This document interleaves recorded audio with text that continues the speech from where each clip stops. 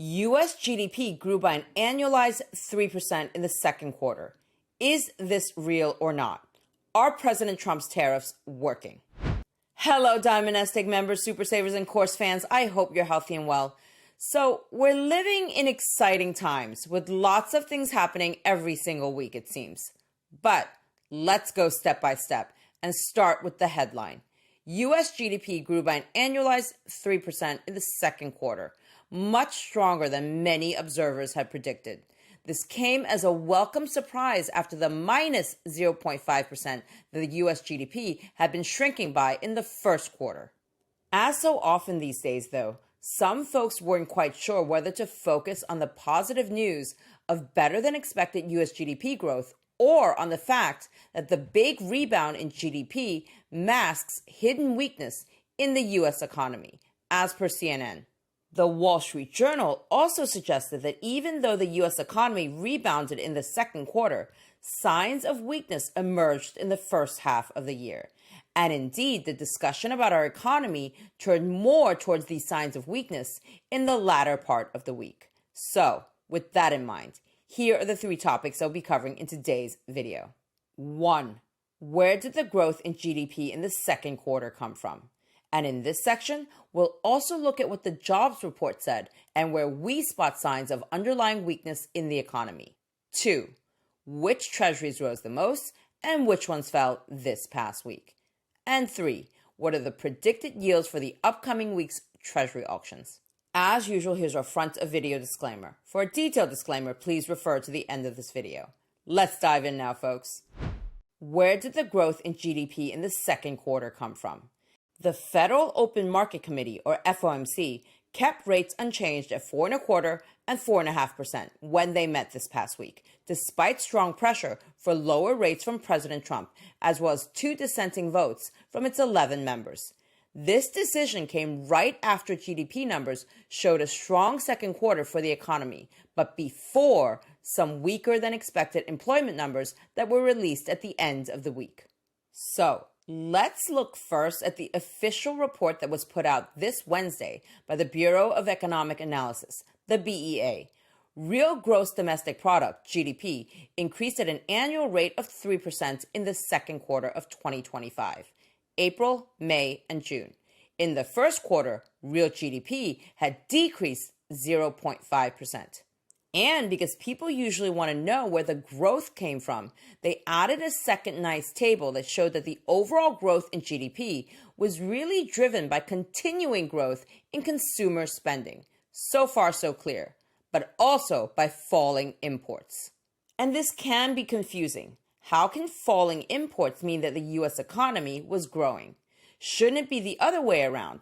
Are falling imports not a sign of a weak economy where people are buying less? So, let's have a look at why less imports can actually drive up our domestic GDP, at least in the way the BEA measures it.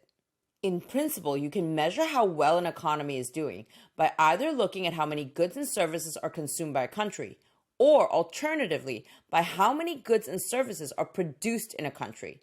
That's in a way similar to how an individual or family can look at either how much they're spending, their consumption, or how much they're earning, their production, so to speak. And these numbers can be quite different at times. For example, if you're saving a lot, or on the other end of the spectrum, if you're borrowing a lot. And it's the same for the national economy. Do you look at how many cars consumers are buying in the U.S., or do you look at how many cars are produced in the U.S.? As we all know, if we look on our streets, we buy more cars than we produce as a country, with a significant difference made up by imports. Now, GDP looks at the production side of things at its core, so it would not measure car sales per se, but rather identify how many cars are produced in the U.S., because that production adds to national income and generates jobs and employment. And if we produce a car and sell it to a foreign buyer, this is still good because they pay us for this car, meaning that exports are income and added as a positive number to GDP. By the same logic, however, every import is bad in the sense that it represents an outsourcing of production that generates employment and income in a foreign country. So imports are deducted from GDP because that purchasing power is essentially now not available for buying domestically produced goods and services. And if we take a detailed look at these numbers here, we can see the wild swings in imports that explain to a large degree how GDP has behaved this year so far. In the first quarter, imports of goods increased by 51.6%, which pulled our overall GDP growth into negative territory. Remember, more imports are bad for GDP because the production is basically outsourced to a foreign country. And this large increase happened because companies were stockpiling imports to front-run President Trump's expected new tariffs. But then in the second quarter, imports fell by 35.3%, as companies did not continue with the fervent pace of non-domestic purchases. Again, keep in mind, fewer imports are good for GDP because, in a nutshell, more purchasing power remains at home to buy stuff produced in the U.S. And the reduction of imports probably happened because companies were both selling off their stockpile of imports from the first quarter, but also because they were waiting for the international tariff environment to become more predictable. Now, there is still a lot of uncertainty around tariffs and trade, and it may be a while before it all settles down. But there are at least some encouraging signs in the report. I already mentioned that consumer spending kept growing despite imports falling dramatically. But we can't tell from this report whether consumers kept buying imported goods from the stockpiles from quarter one or switched to domestic products, or perhaps it was a mixture of both. Government spending and exports were anchors of stability and almost unchanged, which may be particularly surprising for exports because many would have expected that our ongoing trade wars and tariff negotiations would not only have affected our imports, but our exports as well. But clearly, this seems not to have been the case. Maybe we have some stuff that the rest of the world wants after all. And to round out the good news before we move to the not so good news, the headline Personal Consumption Expenditures Price Index, the favorite measurement of inflation for both the BEA and the Fed, came in at 2.1% for the second quarter, almost right at the Fed's 2% target. On to the not so good news now, the weaknesses that we see. What's not to like with our economic performance for the second quarter? And it's really three big things. First, business investment fell by 15.6% in the second quarter.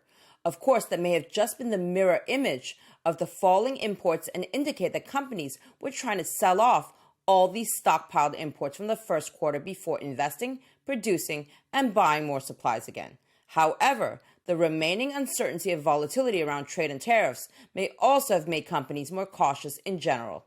While the administration has already agreed trade agreements with the European Union, the UK, and Japan, among others, some key countries are still outstanding, including China and Canada. In fact, just this past Friday, Trump ratcheted up the pressure on some of these countries again, most notably by imposing a 39% surprise tariff hike on Switzerland. So it may be a while before business will have more certainty again, and we'll keep watching the space.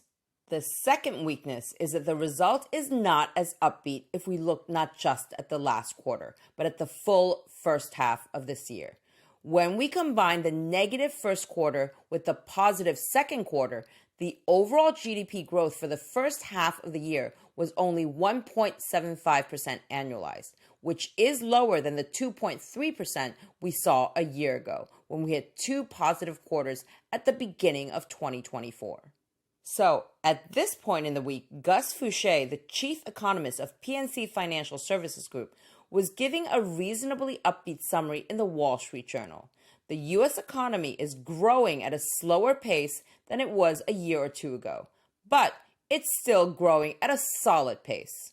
But then the third weakness came out on Friday when the U.S. Bureau of Labor Statistics reported on the job market, and both the report itself and its immediate aftermath were a whole drama in their own right, so to speak. For starters, the economy created only 73,000 new jobs in July, better than the revised numbers for May and June, but still a bit lower than the roughly 80 to 100,000 jobs the economy should create every month to keep the employment rate steady. And to make it worse, the BLS also had to revise its jobs reports from May and June down. Now, revisions to past job reports are quite common as new data trickle in. But, as the press release said subtly in the very last paragraph, the change in total non-farm payroll employment for May was revised down by 125,000, from 144,000 to 19,000. And the change for June was revised down by 133,000, from 147,000 to 14,000. With these revisions, employment in May and June combined is 258,000 lower than previously reported. And from what we could gather, this is on the large side of these revisions. Now, President Trump was not pleased with the jobs report when he posted about it on Truth Social. I've directed my team to fire this Biden political appointee immediately. In essence, President Trump accused Dr. Erica McIntyre, the head of the BLS, to have manipulated the jobs numbers for political purposes against his administration, and to have done it before, but back then, in favor of the Biden administration. Now, this firing came as a surprise, at least to us, and because Trump's post came out in the early afternoon around 2 p.m., the markets had a few hours to digest the news. So let's take a quick glance at the S&P 500. It was down 2.36% this week, retreating a bit from its latest all-time high from a week ago. That said, the decline was driven mainly by the not-so-great jobs report on Friday morning already. The firing of McIntyre did not really impact the index much on Friday afternoon. Which brings us nicely to the next section of today's video. Which treasuries rose the most and which ones fell this past week? Here's our usual table with Treasury yields from this past Friday versus the previous week. Here we have all the maturities that the Treasury issues at auction. Here's where yields stood this past Friday, and here's where yields stood at the end of the previous week. And here's the increase or decrease in rates over the past week. Increases in rates are shown in black, and decreases in rates are shown in red. Except for the 1 month, which was even up 12 basis points, and the 6-week, which was flat, the yields for all other Treasury maturities fell, with the 1 year and the 2 year showing the largest decrease, both by 22 basis points. The significant declines for medium and long-term yields seem to reflect the belief that Friday's not-so-good jobs report, taken together with a PCE inflation rate now down to 2.1%, could mean that cracks are starting to show in the economy and that the Fed may now finally have to lower rates. And in case you're wondering, just like for the S&P 500, most of the yield decline for the 10-year Treasury came on Friday morning after the jobs report, while the afternoon's news of the firing of the BLS's McIntyre seems to have made less of an impact. And indeed, the CME Fed Watch tool completely reversed its predictions and is now showing a probability of 89.8% for a 25 basis point rate cut to 4 and 4.25% at the next FOMC meeting on September 17th. It seems that is the direction things may be going. Before Friday was over, Adriana Kugler resigned from the Board of Governors of the Fed. Her term would have expired in January 2026 anyway, but her premature departure means that President Trump can now nominate a successor half a year earlier, probably just in time for the September FOMC meeting. Now, let's take a look at Treasury yields from this past Friday versus the beginning of the year. This row shows where rates ended this past Friday. This row shows where rates were on January 2nd of this year. And this row shows the increase or decrease in rates in 2025 so far. Again, increases in rates are shown in black and decreases in rates are shown in red. The comparison against the beginning of this year confirms the big picture. The very short end, the 1 month, 1.5 month, and 2 month are still slightly up in yields, as is the 30-year. But all the other maturities in between are showing lower yields, in particular the mid-range from 2 years to 7 years, which all have seen declines by at least 50 basis points. You can find more details on these rates for any day of the week that the bond market is open on the Treasury's Daily Treasury Par Yield Curve Rates page. All sources are linked below in the first pinned comment. Keep in mind that this overview gives you a general feeling for where rates currently stand along the maturity spectrum. The yields that you may get when you buy at a specific auction or from a specific broker, or when you sell, will likely differ a little bit from what's shown here. So, now that we know where Treasury yields ended the week, let's move on to the next Treasury auctions. What are the predicted yields for the upcoming week's Treasury auctions?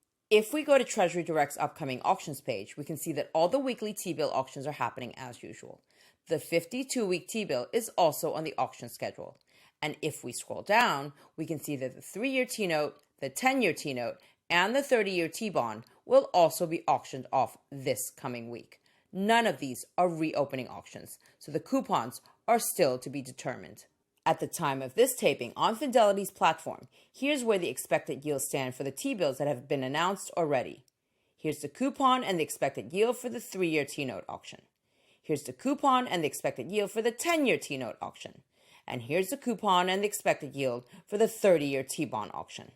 Please also keep in mind that all of these numbers can and usually do change all the way up to the time of the auction.